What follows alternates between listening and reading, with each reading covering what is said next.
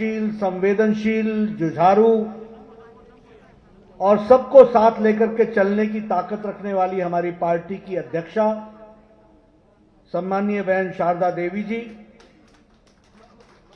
हमारे भारत सरकार में मंत्री और हमारे यहाँ के चुनाव प्रभारी, हमारे वरिष्ठ सहयोगी, राज्यसभा में मेरे साथी सम्माननीय भूपेंद्र यादव जी, आपके यहां से लोकसभा का सदस्य जीतने के बाद मणिपुर के इतिहास में पहली बार भारत सरकार में मंत्री बने ऐसे हमारे आर.के. रंजन जी,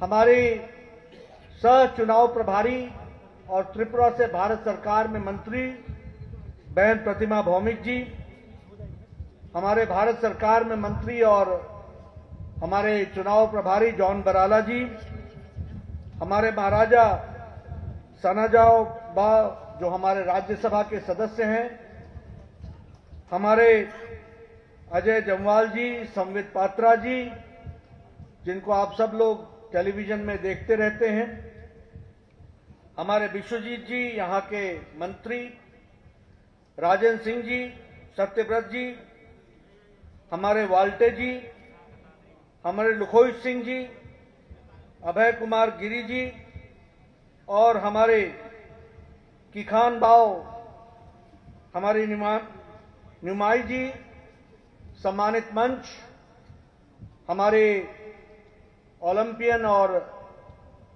देश दुनिया में नाम करने वाली राज्यसभा की सदस्य बहन मैरी कॉम जी, यहां उपस्थित सभी सज्जन वृंद,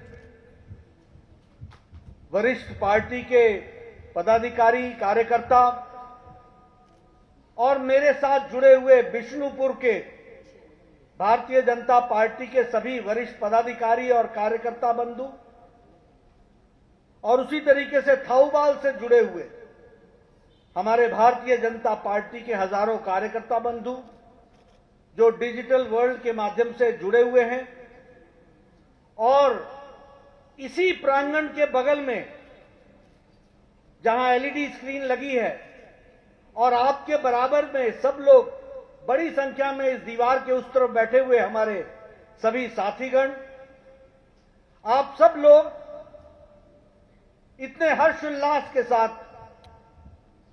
इतने खुशी के माहौल में मणिपुरी कल्चर और ट्रेडिशन के साथ आज भारतीय जनता पार्टी मणिपुर के कार्यालय का उद्घाटन करके एक नींव पत्थर के हम चश्मदीद गवाह बन रहे हैं, उसके लिए आपका बहुत बहुत अभिनंदन। आप सबको बहुत बहुत बधाई। मित्रों, ये आपको सौभाग्य मिल रहा है कि आज आप ऐसे स्थान पर खड़े होकर उस कार्यालय का उद्घाटन होते हुए देख रहे हैं, भव्य कार्यालय का। यहां बैठे हुए बहुत से लोग जो पिछले 30 साल 20 साल से कार्यकर्ता होंगे, उनके खुशी की भावना को मैं समझ सकता हूं। किस तरीके से जमीन ली गई होगी, किस तरीके से चोबा सिंह जी ने एक प्रयास किया होगा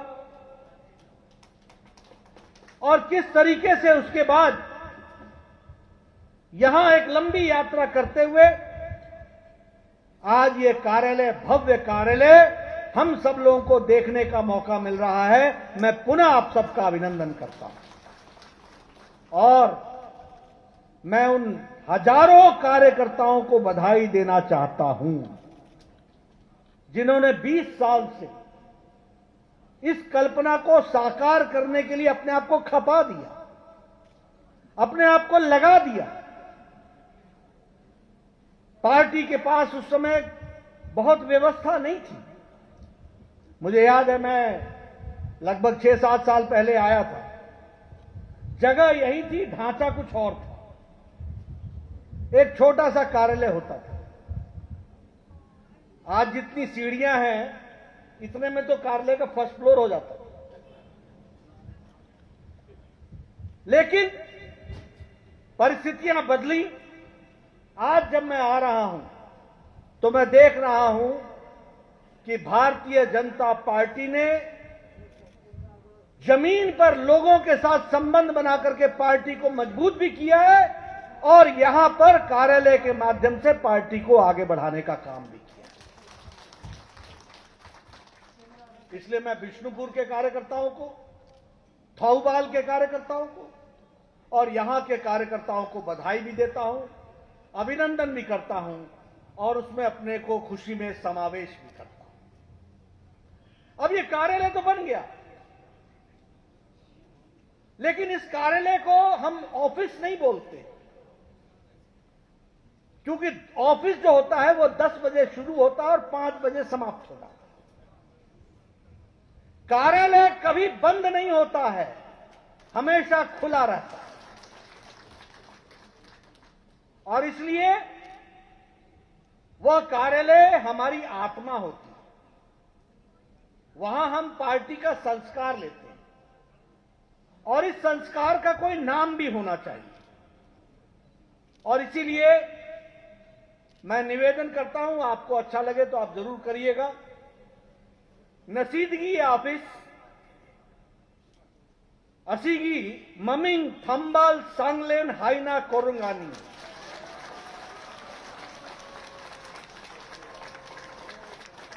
तो थंबाल सांगलेन, ठीक है? तो जोरदार तालियों के साथ आप इसका समर्थन कर दीजिए। आज के दिन मैं इसको थंबाल सांगलेन, अब इसके नाम से यह जाना जाएगा, भारतीय जनता पार्टी थंबाल सांगलेन। ये जो कार्यालय है ये ऑफिस नहीं है, ये संस्कार का केंद्र है। आज आपको हमारे मित्रों ने मेहनत करके ये कार्यालय दिया है। इस कार्यालय का सदुपयोग करते हुए हमको आगे बढ़ना है और आगे बढ़ने के लिए अपने अतीत को पहचान करके पार्टी को बारे में सोचना है। याद कीजिए 1995 में 1995 में पहला एमएलए बना था हमारा, 1995 शोभा सिंह जी, ठीक बोल रहा हूं? बाद में सरकार में मंत्री बने। हमारे 2006 में 6 एमएलए बने, 2002 में हमारे 4 एमएलए बने। हमें आज खुशी है कि हमारे 24 एमएलए हैं, एन बीरेन सिंह मंत्री मुख्यमंत्री हैं और हमारे रंजन बाबू भारत सरकार में मंत्री हैं और लोकसभा के सदस्य जीत करके आए हैं और हमारे महाराजा साहब राज्यसभा में मणिपुर से आए हैं। इस बात को हमको समझना चाहिए। ये छोटी घटनाएं नहीं है। याद करो, जब हम जमानत बचा लेते थे तो ताली पीटते थे कि हमारी जमानत बच गई। आज आप सीटें गिनते हो, वोट भी नहीं गिनते हो। मैं पूछता हूं कितना परसेंट वोट आया, बोला परसेंट ठीक था, सीट बड़ी जोरदार आई है। तो ये जो परिवर्तन है ये आप लोगों की सबकी मेहनत के माध्यम से है। म्युनिसिपल काउंसिलर्स लें तो उसमें हमारी 90 संख्या है 138 में। अगर हम चेयरपर्सन गिनना शुरू करें तो 28 में से 23 हमारे हैं। अगर हम इंफाल म्युनिसिपल कॉर्पोरेशन की बात करें तो हमारे 28 में से 20 हमारे हैं। ये भारतीय जनता पार्टी की स्थिति आकर के खड़ी हुई है। लेकिन हमने रुकना नहीं है, हमने बढ़ना है और हमने ही बढ़ना है, इस बात को हमको समझना चाहिए। और अगर हमने बढ़ना है और उसको आगे ले जाना है और थंबाल को आगे ले जाना है तो हमको अपनी मेहनत के साथ साथ संस्कार को अपना बीज मानना है। इसलिए मैं निवेदन करूंगा, ये कार्यालय जो है इसमें मॉडर्न व्यवस्थाएं की गई हैं। कॉन्फ्रेंस रूम है, डिजिटल के दृष्टि से आपका सोशल मीडिया सेल है, मीडिया सेल है, कॉन्फ्रेंस रूम है। अब हम इसमें जोड़ रहे हैं रिसर्च विंग, और रिसर्च विंग में किन सरकारों ने क्या काम किया और हमारी एन बीरेन सरकार ने 4.5 साल में क्या किया, इस पर भी रिसर्च होकर के आगे आना चाहिए, दुनिया को बताना चाहिए। हमारे एक एक कार्यकर्ता को बताना चाहिए, इसका सदुपयोग होना चाहिए। और यही चीज विष्णुपुर में भी होनी चाहिए, यही चीज थाउबाल में भी होनी चाहिए, क्योंकि हम एक संस्कार को देने का काम करते हैं। इसलिए इस कार्यालय का सदुपयोग हो और थंबाल सांगलेन के रूप में हम इस काम को करें, ये मैं आपको इसके लिए निवेदन करना चाहता हूं। मैं यहां पर ऑन रिकॉर्ड शोभा सिंह जी को धन्यवाद देना चाहता हूं, जिन्होंने मुश्किल समय में पार्टी के लिए इतनी प्राइम जगह देखी और आज उस प्राइम जगह को अपने हाथों से भारतीय जनता पार्टी के लिए समर्पित कर दिया। इसके लिए मैं इनको धन्यवाद देना चाहता हूं। और एक एक पार्टी का कार्यकर्ता को यह संस्कार आना चाहिए, मैं नहीं तू मां, तेरे लिए मैं समर्पित, पार्टी समर्पित, विचार समर्पित, यह हमको बनना चाहिए। हम सब लोग पूरी ताकत के साथ पार्टी को आगे बढ़ाने के लिए लगे हैं और उसमें अपना योगदान करते हुए मुझे खुशी हो रही है। मुझसे पहले बीरेन्द्र सिंह जी ने आपके सामने बातचीत रखी। हमें समझना होगा कि ये जो उन्होंने कहा है, ये हमारे लिए आगे चलकर के रिसर्च का पॉइंट बनना चाहिए और इस रिसर्च के माध्यम से चीजों को और गहराई से जानना चाहिए। रिसर्च होनी चाहिए मणिपुर में हम कहां थे और कहां पहुंचे, कैसे पहुंचे। रिसर्च होनी चाहिए कि एन बीरेन्द्र सिंह जी की सरकार ने क्या क्या काम में इनिशिएटिव लिए और उसको लोगों तक पहुंचाना चाहिए। रिसर्च होनी चाहिए कि अगली 5 साल भी मणिपुर की जनता जो हमको समर्थन देने वाली है, हम 5 साल में मणिपुर को और आगे कहां ले जाने वाले हैं, इस पर भी हमको चर्चा करनी चाहिए। हम सामूहिकता के साथ साथ कंटिन्यूटी में काम करने वाले लोग। मणिपुर में किसानों का क्या हाल है, उसको में हम क्या और सुधार कर सकते हैं। प्रधानमंत्री किसान सम्मान निधि के माध्यम से किसानों में क्या विकास हुआ प्रधानमंत्री जी के उस प्रयास का, उसको हम लोगों को वर्णित करना चाहिए। प्रधानमंत्री फसल बीमा योजना का हमारे उपयोगी लोग उसका उपयोग कैसे कर पा रहे हैं, इस पर होना चाहिए। अगर फर्टिलाइजर जो 2400 रुपए की बोरी थी और प्रधानमंत्री जी ने 1200 रुपए की बोरी कर दी, एक बोरी आपको एक्स्ट्रा दे दी मुफ्त 1200 रुपए की, उससे कितना किसानों का फायदा हो रहा है, उस पर भी हमको चर्चा करनी चाहिए।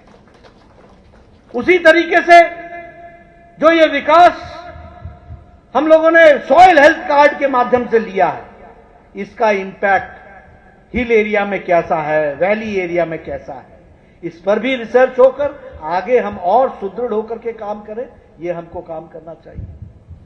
मैं चाहूंगा कि इस पर भी रिसर्च होनी चाहिए कि मणिपुर का इंसर्जेंसी के साथ साथ ये जो ब्लॉकेज थे, इन्होंने कितना नुकसान मणिपुर का किया है। और इस रिसर्च के साथ बीरेन्द्र सिंह जी की सरकार आने के बाद उस विकास में ब्लॉकेड हटने से शांति कितनी आई है और विकास कितना हुआ है, यह भी हमको चर्चा करनी चाहिए। कोई देश तोड़ने के लिए लगा है और हम जैसे लोग भारत की संस्कृति की रक्षा करते हुए देश को जोड़ने के लिए लगे, यह हमको सामने आना चाहिए। विकास के नए पहलू हैं। मुझे बताया गया है 16 नेशनल हाईवे बन रहे हैं,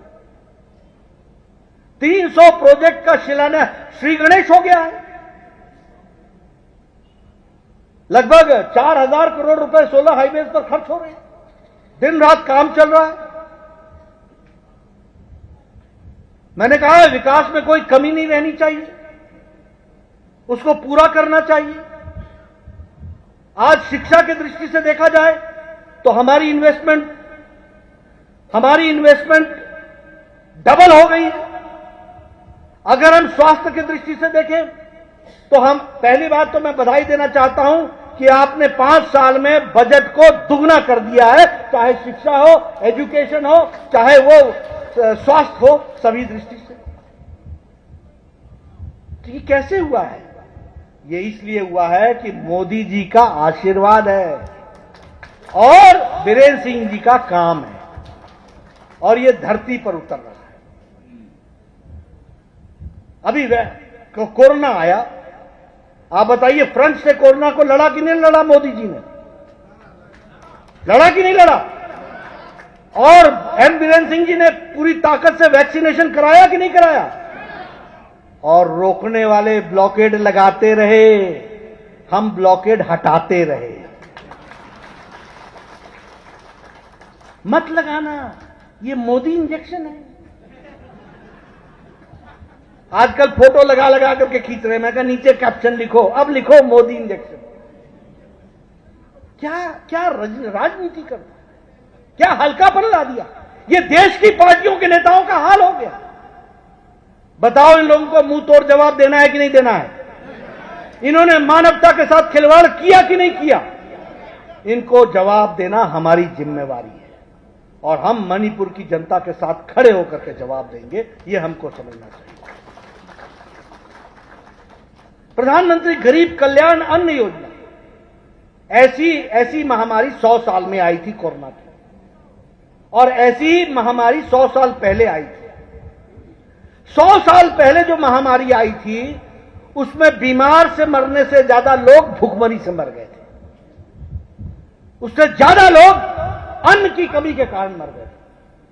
लेकिन प्रधानमंत्री जी ने प्रधानमंत्री गरीब कल्याण अन्न योजना चलाकर 5 किलो गेहूं, 5 किलो चावल, 1 किलो दाल, ये पिछले मार्च महीने से लेकर के दीपावली तक, और इस साल भी मार्च महीने से लेकर के आगे तक दीपावली तक ये हमको मुहैया कराया।